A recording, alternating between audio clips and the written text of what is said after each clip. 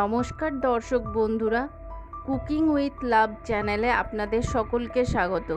আজকে আবারও হাজির হয়েছে একটা নতুন রেসিপি নিয়ে। চলুন শুরু করা যাক আজকের রেসিপিটা।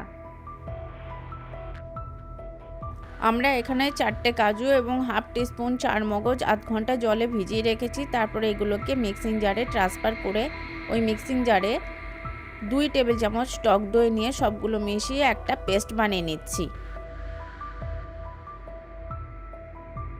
এখানে সবজির মধ্যে ফুলকপিকে ছোট ছোট টুকরো করে কেটে নিয়েছি, আর নিয়েছি হাফ কাপ সবুজ মটর আর 1 টেবিল চামচ আদা বাটা।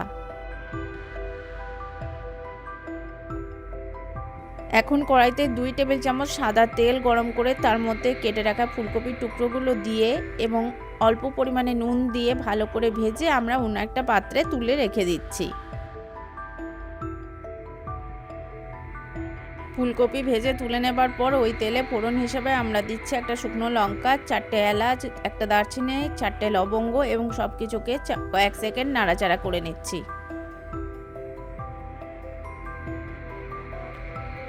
এখন আমরা কড়াইয়ে যোগ করছি আদা বাটা। গ্যাসের আঁচ কমিয়ে রেখে 3 মিনিট ধরে আদাটাকে কষিয়ে নিচ্ছি। তারপর কড়াইয়ে আমরা যোগ করছি দই, চারমগজ এবং কাজুর পেস্টটা। এটাকেও গ্যাসের আঁচ কমিয়ে 3 মিনিট ধরে কষিয়ে নিচ্ছি এবং অনবরত নাড়াচাড়া করছি যাতে কড়াইয়ে ধরে না যায়।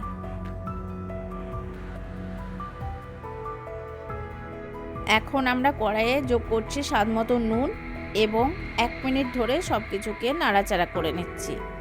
তারপর শুকনো মশলার মধ্যে কড়াইয়ে দিচ্ছি 1 টেবিল চামচ ধনের গুঁড়ো এবং গ্যাসের আঁচ কমিয়ে রেখে 2 মিনিট ধরে মশলাটাকে কষিয়ে নিচ্ছি। সমস্ত মশলা কষানোর পর কড়াইয়ে আমরা যোগ করছি মটর এবং কাঁচা লঙ্কা। এগুলোকে প্রায় 1 মিনিট ধরে নাড়াচাড়া করে নিয়ে কড়াইয়ে আমরা যোগ করছি 1 কাপ মতো জল এবং সব কিছুকে ভালো করে মিশিয়ে নেবার পর জলটা ফুটে আসলে কড়াইয়ে আমরা যোগ করছি ভেজে রাখা ফুলকপি। গ্যাসের আঁচ কমিয়ে দিয়ে কড়াই ঢাকা দিয়ে প্রায় 4 মিনিট ধরে আমরা রান্নাটা করে নিচ্ছি। 4 মিনিট পর কড়াইয়ে আমরা যোগ করছি 1 টিস্পুন ঘি এবং হাফ টিস্পুন ঘরে তৈরি গরম মশলা পাউডার এবং গ্যাসের আঁচ আবারও কমিয়ে রেখে 2 মিনিট ধরে আমরা রান্নাটা করে নিচ্ছি। তারপর গ্যাস বন্ধ করে পুরো রান্নাটাকে 3 মিনিট আমরা স্ট্যান্ডিং রেখে দিচ্ছি। তারপর গরম গরম পরিবেশন করছি। তাহলেই রেডি আমাদের আজকের রেসিপি নিরামিষ ফুলকপির রোস্ট।